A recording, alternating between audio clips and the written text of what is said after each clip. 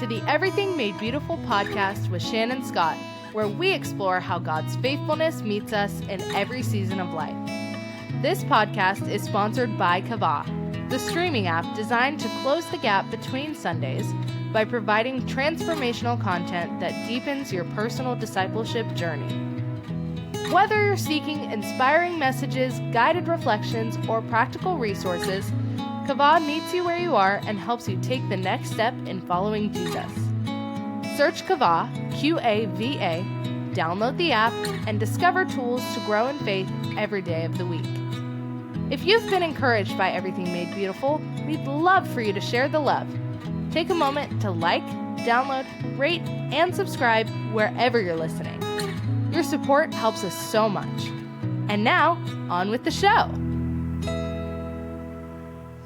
Well, hey everybody, welcome back to Everything Made Beautiful. Today's podcast is actually a by request episode. I said a statement at our Everything Made Christmas Beautiful event in December about grief being a gift and it being one of the ways that we see other facets of God's character, kind of like turning a diamond, and how there are gifts in grief and that grief itself can be a gift. And I had a question by a sweet friend of mine afterwards, and she just asked if I would say more about grief. And while I think it's really important, I also wanted to just give it some time. I also wanted to give myself some time because February is always a difficult month for me because it's the anniversary of my dad going to be with Jesus. So I wanted to make sure that before I said more about believing that grief can be a gift, which I do, that I just gave it some time and that I was really prepared with what I wanted to say about it. So that's what this episode is. And today we're going to explore the topic of grief. Now, chances are good that if you're listening to this podcast, it isn't because you thought, yay, grief. Instead, you've likely picked up grief as a companion thanks to something difficult or tragic that you've experienced. And when the uninvited guest of grief moves in with us, no matter how, quote, prepared we thought we were, we have to figure out a new way of being and a new way of living with a companion that on some level will likely be with us always. Now, I'll be the first to admit that grief isn't something most of us like to think about, much less embrace. It's messy, it's raw, it's painful, and while grief is often associated with death, we experience grief in many other ways, sometimes without even realizing it. Maybe it's a loss of identity or role. Transitions like retiring, becoming an empty nester, or losing a job can bring grief over who we once were. I'm walking through a measure of grief as Allie graduates from high school this year, and I move into a new season where all my kids are adults and they aren't as dependent on me as they once were. Or maybe you've experienced grief over a change in relationships.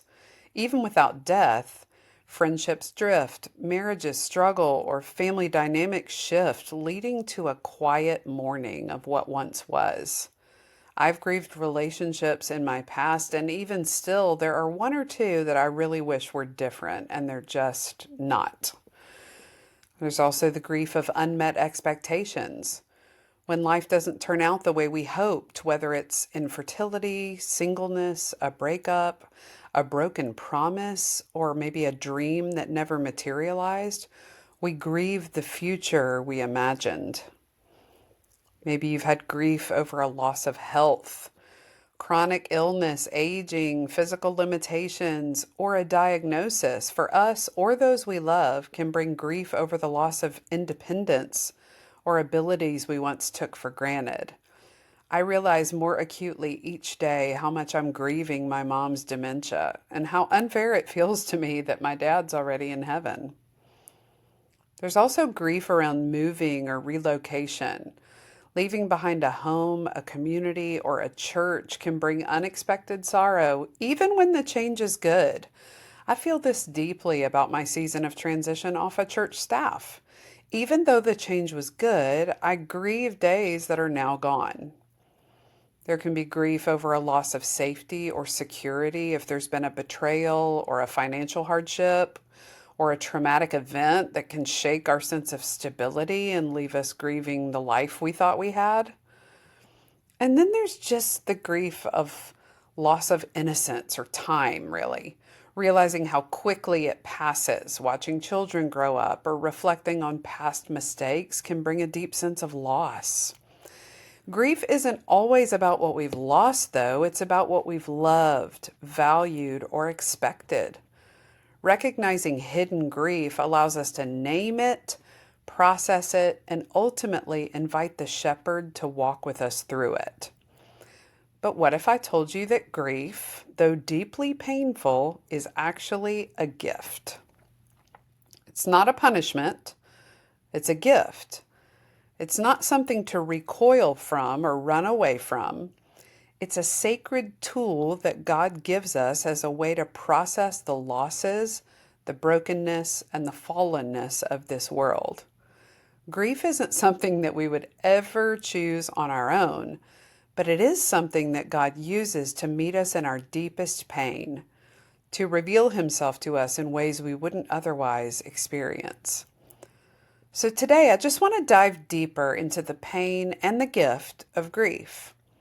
I want to help us see that it's in the midst of our sorrow and loss that God reveals aspects of His character we would never know otherwise. I want us to understand that grief is not just something we endure.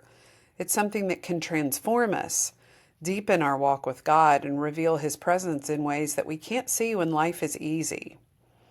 So let's take a closer look at grief through a theological lens, of course. And I pray that by the end of this episode, you will see grief in a new light, one that invites you to find comfort in the midst of sorrow and hope in the midst of pain. So first, let's talk about the pain of grief. It's undeniable. Grief is one of the most excruciating experiences we can endure. It's a deep ache in our hearts, a heaviness that weighs on our soul. It feels like a storm has upended our lives, leaving us disoriented and broken. Whether it's the death of a loved one, the end of a significant relationship, the loss of a dream, or the heartache of seeing the brokenness of the world around us, grief feels like a burden we would rather not carry. It's a reminder that we live in a fallen world where loss and sorrow are inevitable consequences of sin entering the world in Genesis 3. Theologically, grief is a response to the reality of living in that broken, sinful world.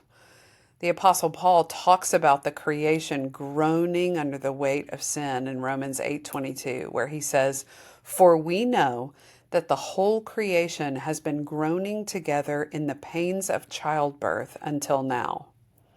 Grief, then, is a natural response to the brokenness of the world. It's a tangible reminder that this world is not as it should be, and that the effects of sin permeate every part of creation, including our lives. In grief, we feel the weight of that brokenness, the weight of the loss, the pain, the emptiness that comes when things aren't as they should be. But here's the thing about grief. It's not just painful. It's also sacred. Though it feels like an interruption to our peace and stability, grief has a profound purpose in our lives. It invites us to confront the brokenness of the world head on, and it compels us to reach out to God in ways that we wouldn't in times of comfort. Grief reveals our vulnerability, our dependence on God, and our need for His comfort and His healing. It's in grief that we learn to hold on to God in our weakness, knowing that He is our strength.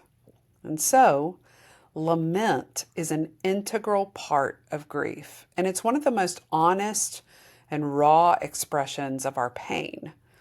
It's a deeply intimate process, one that aligns our hearts with God's heart in the midst of suffering. Lament is not simply complaining or venting. It is a prayer, a cry, a song that pours out the sorrow, the confusion, and the anguish we feel in the wake of loss.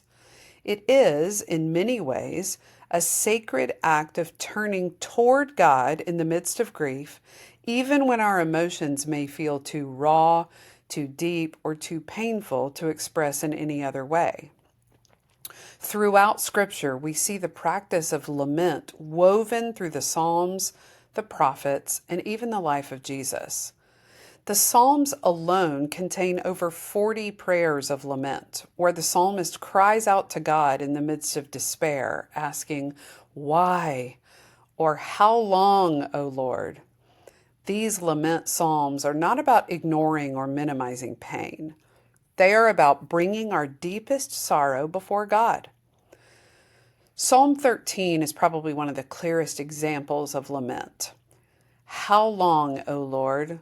Will you forget me forever? How long will you hide your face from me?" These are questions that reflect the heart of a person in deep grief. Lament doesn't sanitize our pain or rush us to resolution. It lets the rawness of our hearts spill out before God, trusting that He will hear us. I like to think that lament serves as an act of hopeful protest. It acknowledges the reality of a fallen world while also affirming the belief that things should be different, that God's original design for creation was good and free from suffering. When we lament, we're not just expressing our pain, we are making a declaration that this suffering is not the way things were meant to be. We're protesting the brokenness of the world in the same way the prophets did when they cried out for God to act and bring justice. Lament invites us to ask hard questions about why suffering exists and to express the frustration and sorrow that come with it. But it also trusts that God can handle those questions. Lament, at its core, is a way of engaging God in our suffering, even when we don't understand why it's happening. As we grieve, the process of lament allows us to move through the stages of sorrow and loss while still holding on to God. It's a reminder that our pain does not separate us from God. It invites us to lean into Him more fully. The act of lament is a declaration of faith that God is big enough to handle our questions, our anger, and our sorrow. Jesus Himself modeled lament. When He stood at the tomb of His friend Lazarus, who had died, He wept. Even knowing He was about to raise Lazarus from the dead, Jesus wept because He felt the weight of the loss. He wasn't in denial about the pain. He entered into it with full awareness of its heaviness. In the same way, we are invited to bring our full selves, our pain, our questions, our brokenness before God, trusting that He is compassionate and able to bear our burdens. But lament also has a communal aspect. In the Old Testament, Israel often lamented together as a people. Many of the Psalms of lament were sung by the community. In our grief, we are reminded that we are not alone. While personal lament is essential, we are invited to grieve together, to share our sorrow with one another, and to bear one another's burdens. In the church, lament becomes a place for the body of Christ to gather and mourn together, holding space for each other's pain and reminding one another of God's presence and faithfulness in the midst of sorrow. Now, if we're honest, I think we can safely admit that if we don't hardly know what to do with ourselves when we're in grief, then we might not know how to hold space well for others who are in deep grief. I often feel at a loss for words, and as a natural fixer, I want to problem solve and try to fix through doing. And when I can't do any of that, I feel utterly helpless. But often, all we can do is be present when others are grieving. That's how we can embrace the communal offering of grief. Lament in grief is also a process of reorienting ourselves to God. Lament doesn't just leave us in our pain spinning around, it moves us toward hope. The act of crying out to God, of bringing our sorrow into His presence, reminds us of who He is in the midst of our grief. Lament often shifts toward trust as the psalmist or prophets remember God's faithfulness, His promises, and His past acts of deliverance. Psalm 13, which begins with the psalmist crying out, ends in a declaration of trust. But I have trusted in your steadfast love. My heart shall rejoice in your salvation. I will sing to the Lord because He has dealt bountifully with me. In this way, lament is not a passive act, it's an active choice to bring our brokenness to God and trust that even in our grief, He is good and He is faithful. It's a practice that points us forward as we acknowledge the pain of the present but hold on to the hope of the future, that one day God will make all things right, wiping away every tear and bringing healing to all that is broken. Lament, then, is not a sign of weakness. It, too, is a gift that enables us to process our pain in the presence of the Lord. It's a pathway to healing, a way to honor what we have lost, and a means of growing in our faith as we learn to trust God in the midst of our sorrow. It's a way of crying out to the Lord, and also a way of remembering that He's near to the brokenhearted, a comforter who promises to be with us through every season of grief. And so now that we've talked about the pain and we've acknowledged it, let's turn the corner and consider how grief is actually a gift. This may seem counterintuitive, and if you are in deep grief, even the mere suggestion of this might seem offensive or feel like salt in an open wound. But I believe that when we allow ourselves to truly grieve, we open the door to some of the deepest experiences of God's character. Grief, as painful as it is a gift that brings us closer to God and allows us to experience His presence, His comfort, and His transformative power in ways that we really can't when life is all smooth sailing. It's in the most intense moments of sorrow that who God is and how He relates to us becomes more tangible, more real, and more immediate than ever before. When we grieve, God reveals Himself to us not only as the Creator and Sovereign King, but as the one who draws near to the brokenhearted, offering His presence in profound, transformative ways. So I'm going to give you 5 ways we get to know God in grief, and this is why I consider it a gift. You may want to take notes or go back later and jot these down, not because I'm so profound, but because when all becomes blurry in the haze of grief, these can serve as lifelines for us to cling white-knuckled to. First, the gift of grief lets us know God as the Comforter. In 2 Corinthians 1, verses 3 and 4, Paul writes, "Blessed be the God and Father of our Lord Jesus Christ, the Father of mercies and God of all comfort, who comforts us in all our affliction, so that we may be able to comfort those who are in any affliction with the comfort which we ourselves were comforted by God." So there's no comfort like the comfort that comes from the Father. This is one of the most powerful aspects of His character. His comfort isn't simply a soft, easy consolation. It's a deep, soul-level presence that doesn't remove the pain, but meets us in the pain and carries us through it. In grief, we often feel alone, abandoned, or forsaken, and yet it is in these very moments that we can encounter God's comfort most profoundly. In the absence of human understanding or support, God's comfort becomes a shelter, one that wraps around us, bringing peace in the midst of chaos. It's in our deepest moments of grief that we feel His arms around us, even when we can't see or touch Him. He enters into our sorrow, He weeps with us, and He gives us strength to endure. And then, We, in turn, are able to comfort others because we've received God's comfort for ourselves. Now, that is a real live gift that keeps on giving. Secondly, the gift of grief lets us know God as our strength. When grief overwhelms us, when we feel weak and incapable of moving forward, it is in those moments we experience God's strength in a way that is utterly amazing.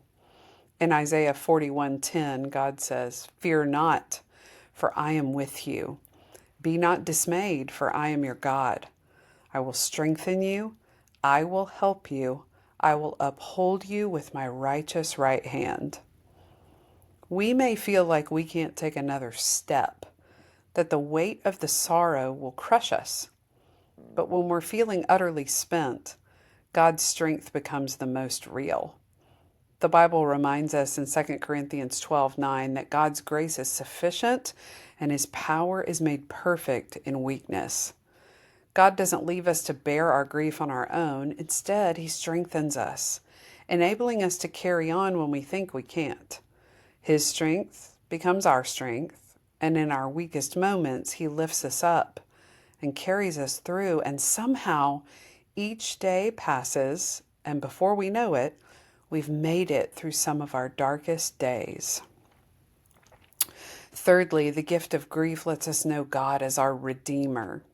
This is one of the most powerful aspects of God's faithfulness that we experience. In grief, though we may not have words for it, we actually long for redemption. We long for things to be made right, for healing to come, and for restoration to take place.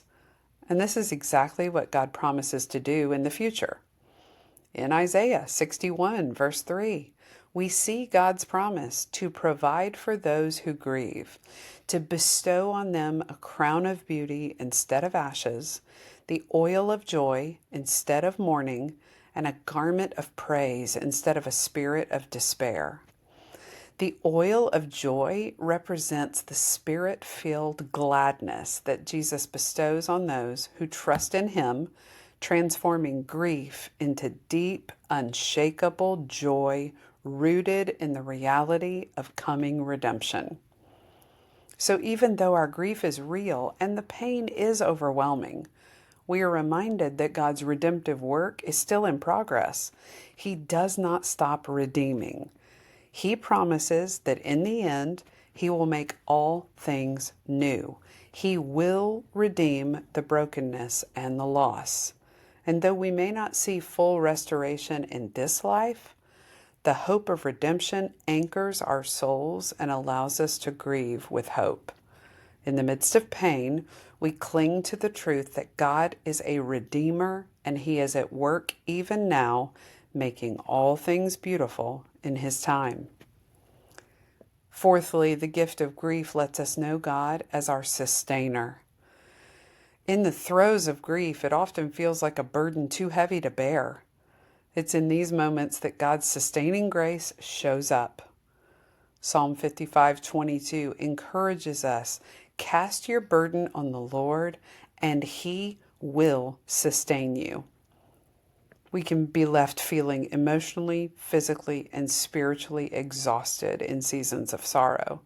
But it is God who sustains us in the process, giving us what we need for each moment.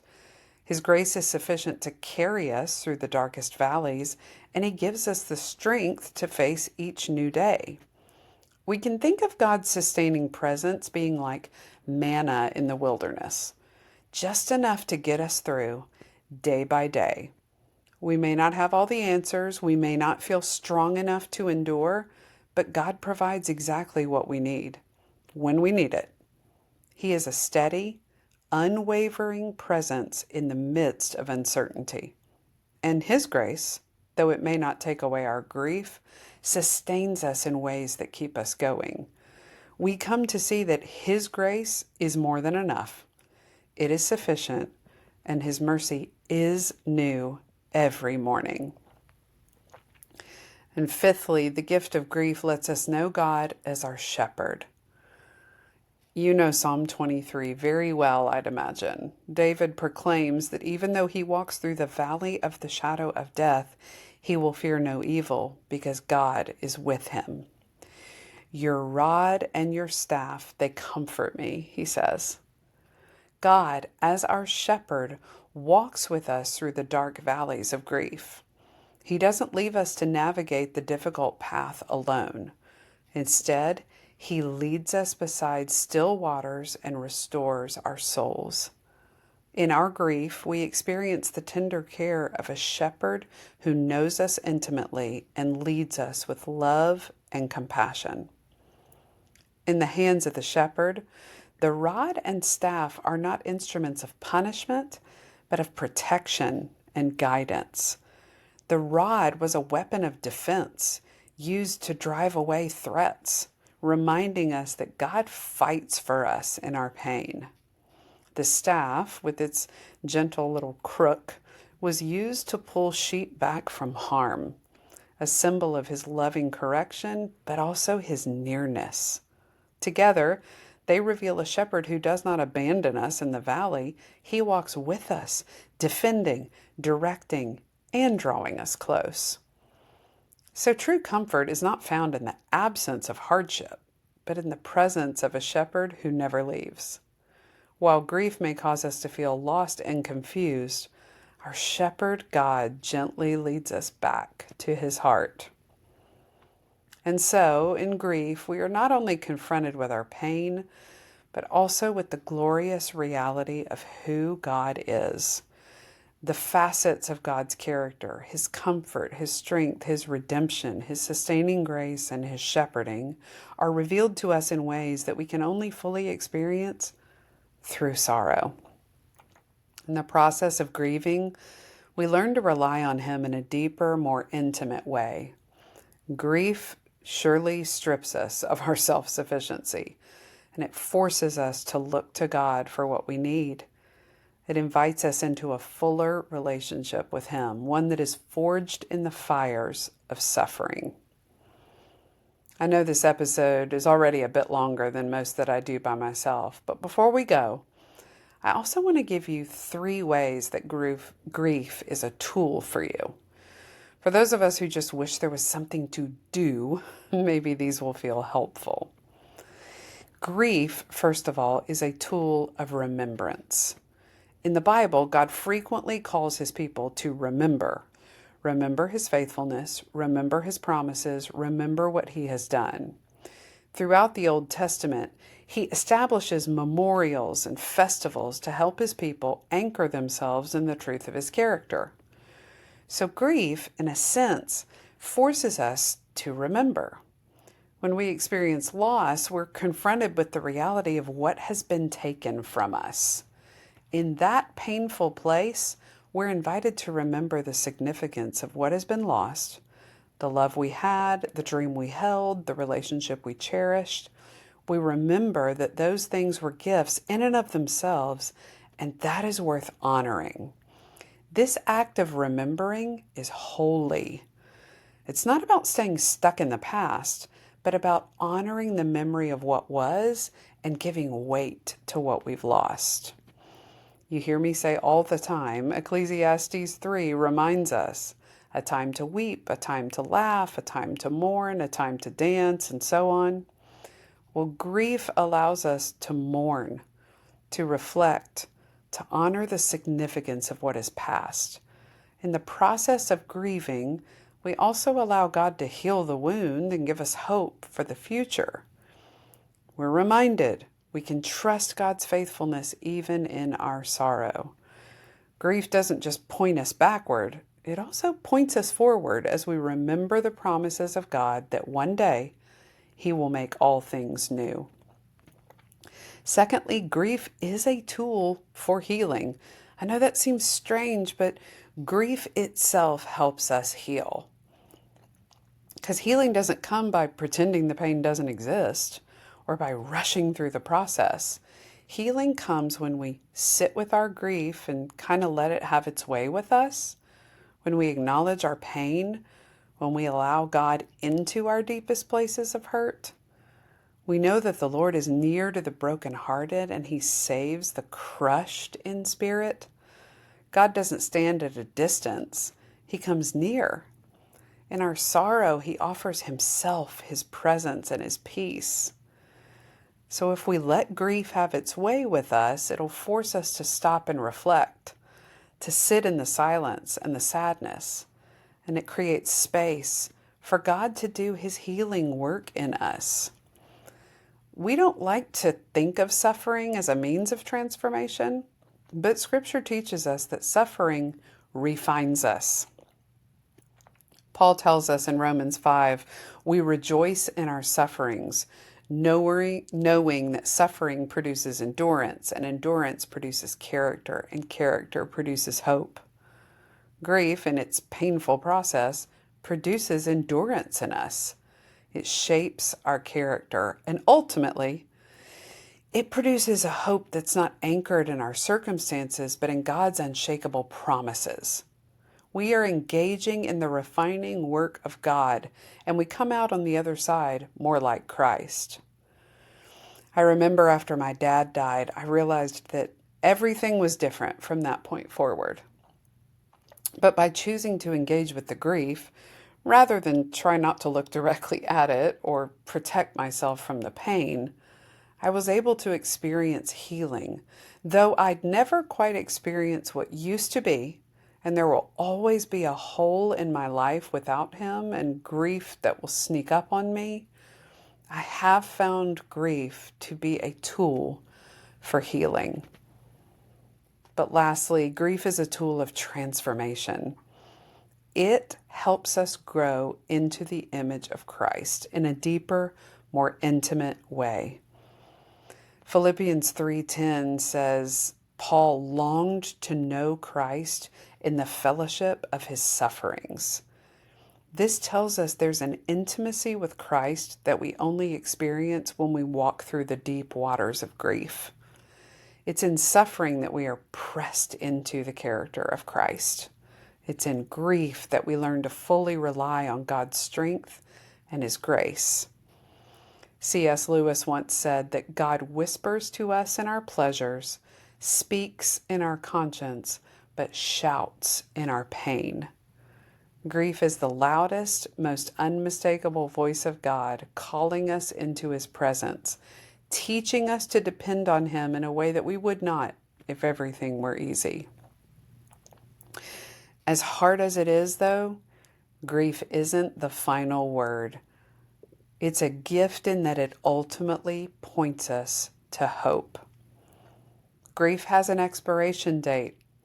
Revelation 21:4 promises us that one day he will wipe away every tear from their eyes, and death shall be no more. Neither shall there be mourning, nor crying, nor pain. There's coming a day when all things will be made new, when sorrow will be no more, and when God will restore all that has been lost. In that sense, grief is a longing for something better, something eternal. It pushes us to look forward to the coming of Christ and the hope of the new creation. So friend, if you're walking through grief, whether it's a loss you can name or one you're just now realizing you've been carrying, I want you to hear this. You are not alone. The weight of sorrow can feel unbearable, but you have a shepherd who walks with you through the valley, defending, guiding, and holding you close. My prayer is that this episode will be a bit of a lifeline when you need it, a reminder that your grief is seen, that it matters, and that God is not absent in it. He is present, at work, and though you may not see it yet, he is weaving even this season into something beautiful in its time. How kind of the Lord to give us a way to navigate the things of this life that threaten to crush us. In seeing the gift of grief, we find a God who always had our best interest in mind, who knew our shoulders wouldn't be broad enough or strong enough to carry the weight of loss, and who gave us the process of grief so that we could bear it. Hold on, friend. He meets you there. Beauty is not the absence of grief, it's the presence of God in the middle of it, because He's always making everything beautiful, including you. I've prayed for you today. I'm praying that you will feel the gift in grief, but more so that you'll feel God with you in it, because He is. I'll see you next time. Thanks for joining us for Everything Made Beautiful. We are so grateful for your willingness to tune in. Be sure to follow, rate, and download the podcast and check out the show notes for additional links and resources from today's episode. You can follow Everything Made Beautiful podcast on Instagram and Facebook and can subscribe to Shannon's writing on Substack. This information and more is available at shannonsuzannescott.com. See you next time.